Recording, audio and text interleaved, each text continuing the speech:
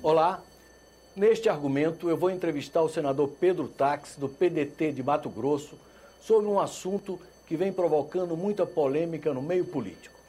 Nós vamos conversar sobre o processo de escolha dos ministros dos tribunais superiores. Senador Pedro Taques, recentemente o ministro Fux, Luiz Fux, do Supremo Tribunal Federal, surpreendeu a todos com uma entrevista falando do processo de escolha de si próprio para o Supremo. E isso, como é que o senhor viu essa entrevista do ministro Fux? Eu quero expressar meu respeito ao ministro Fux, mas a entrevista é no mínimo estranha, a falta de um outro adjetivo. Muito bem. Ele ali revela os seus encontros, as conversas que ele teve para se chegar ao Supremo Tribunal Federal. Quase que como uma campanha para chegar à mais alta corte de justiça no Brasil. Um constitucionalista do Império, ele dizia que para chegar à Suprema Corte não se pede, e se é convidado, não se recusa. Mas no Brasil, infelizmente, nós estamos transformando as instituições em algo diverso do princípio republicano. O ministro Fux, nessa entrevista, ele disse que fez quase que uma via sacra para chegar ao Supremo Tribunal Federal, numa campanha para se chegar ao Supremo Tribunal Federal. É interessante porque os próximos sabatinados que para cá venham por indicação da Presidente da República, eu perguntarei a ele, com quem você conversou? Quais são os temas que foram conversados? Você fez alguma promessa para aquele que o indicou? Porque a sociedade brasileira precisa saber que um ministro do Supremo decide sobre os temas mais importantes da nossa comunidade. Decide sobre valores como vida, liberdade, propriedade. Decide sobre os temas mais importantes do sistema econômico. E para isso, o ministro precisa ter imparcialidade, que é a capacidade subjetiva, que é um direito fundamental de todos. A Constituição garante ao cidadão que o juiz seja imparcial. O juiz, ele precisa ser justo, e para que ele seja justo, ele não pode dever favor a quem quer que seja. Portanto, copiando, como nós já fizemos da Constituição americana, esta forma de indicação dos ministros do Supremo, Rui Barbosa, no início do século XX, copiou da Constituição americana. Lá, o Senado americano faz perguntas neste sentido. E nós precisamos transformar essa sabatina no Brasil em algo mais sério, em algo que não possa parecer um café da manhã entre amigos. Na sabatina, nós temos que perguntar aos ministros, àquele indicado, sobre esses temas relevantes e como o que ele fez, qual foi a via sacra que ele percorreu para que chegue até aquele momento. Mas o ministro Fux, na verdade, não é exceção. Também os candidatos ao STJ, ao Superior Tribunal Militar, todos eles virou uma prática comum entre os indicados. Essa prática eu vejo que não seja recomendável. Aqui mesmo no Senado, nós acompanhamos candidatos a ministro do Supremo e candidatos aos tribunais superiores vagando aqui pelo Senado. Isso, ao meu juízo, não é correto.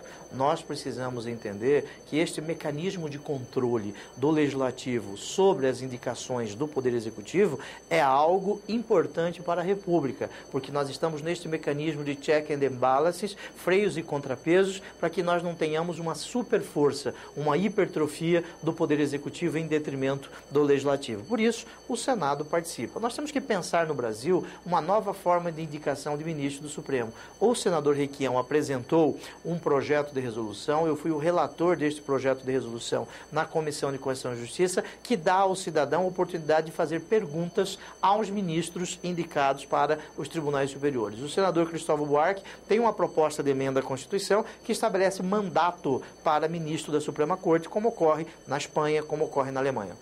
O senhor é a favor desse tipo de proposta? Eu quero debater melhor esta proposta, porque nós não podemos, por mimetismo, copiar o que existe na Europa e aplicando a nossa realidade. A nossa realidade é diversa. Eu posso copiar a Constituição francesa, mas não posso copiar, por exemplo, a cultura, a sociologia, a do povo francês. Então, estas cópias de constituições de outros países a mim não agrada. Um outro tema que nós poderíamos tocar, e é bem oportuno, é a respeito da eleição para a presidência do Senado da República. Nós precisamos aqui de debate a respeito da eleição para presidente do Senado. Eu não gosto de eleitor de cabresto. O eleitor que me mandou para cá do estado de Mato Grosso, mais de 708 mil votos, são eleitores que foram convencidos dos meus compromissos que eu assumi durante a eleição. Como eu posso aqui no Senado ser senador de cabresto? né, aceitar um pacote, aceitar a presidência, a vice-presidência do Senado, decidida em jantares no Palácio da Alvorada. O senhor acha que deveria ter uma sessão Sim, onde se debatesse, os candidatos se apresentassem? Eu entendo que os candidatos, aquele que deseja ser candidato a presidente do Senado, ele deve subir à tribuna do Senado e decidir, debater, por exemplo, quais são as relações do Senado com a Câmara. Nós votamos muitos projetos aqui no Senado que estão engavetados na Câmara dos Deputados. E a gaveta da Câmara é muito grande, né? Tem muitos projetos ali parados. Nós precisamos saber do futuro presidente do Senado o que ele entende sobre medida provisória, o que ele entende do Senado não pautar os debates sobre a federação no Brasil, mas ser pautado por medidas provisórias apresentadas pela Presidente da República. Nada contra nomes. Nós precisamos debater causas, precisamos debater temas aqui no Senado. Ontem eu fiz uma fala sobre isso, hoje eu fiz outra fala sobre isso, e nós precisamos, até o final desta sessão legislativa, que se encerra daqui a 10 dias úteis, saber efetivamente como será a eleição do dia 1º de fevereiro, sob pena de nós voltarmos do recesso parlamentar no dia 1º de fevereiro, encontrarmos um pacote fechado e esse pacote ser aqui aprovado, a ser votado sem maiores debates. Mas na sessão de votação, os candidatos assumem a tribuna e falam do seu produto. Sim. Aliás, isso está no regimento interno, é possível fazer um encaminhamento. O senhor gostaria que fizesse uma sessão específica para esse debate? Não, sessão específica. Não precisa deste formalismo, porque isso não está no regimento interno. Mas aqueles que se propõem a presidir esta casa, aqueles que se propõem a ser presidente do Congresso Nacional, um cargo desta relevância para a nação, nós precisamos saber a sua opinião sobre os mais variados temas que impliquem na República. Quais são as teses principais que o senhor acha que deveriam ser abordadas pelos candidatos à presidência do Senado? O Senado tem quase 10 mil servidores, não é isso? Eu quero saber a sua opinião sobre a reforma administrativa. Eu quero saber a opinião dele a respeito das relações do Executivo com o Legislativo. Eu quero saber dele o que ele pensa a respeito do Pacto Federativo, porque, aliás, nós estamos na Casa da Federação. E o que o senhor acha do candidato à presidência, essa tradição ser do partido majoritário? Isso está previsto no artigo 58, parágrafo 1º da Constituição, que é a chamada proporcionalidade partidária, mas a Constituição diz, em sendo o caso, em sendo possível. Mas isso não é uma regra, porque senão nós deixaríamos... deixaríamos ao PMDB, que é o partido que tem o maior número de senadores, fazer uma reunião na sua liderança e decidir quem seria presidente do Senado.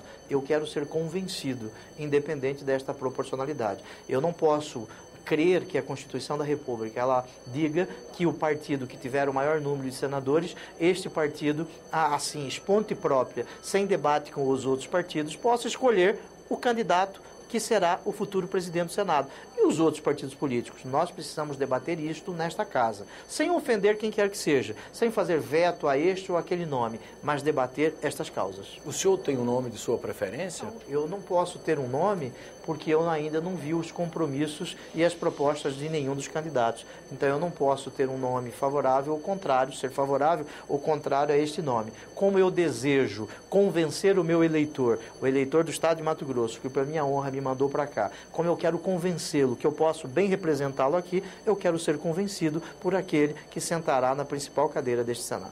Senador, muito obrigado pela entrevista. Muito obrigado. Vocês acabam de assistir uma entrevista com o senador Pedro Tax, do PDT de Mato Grosso.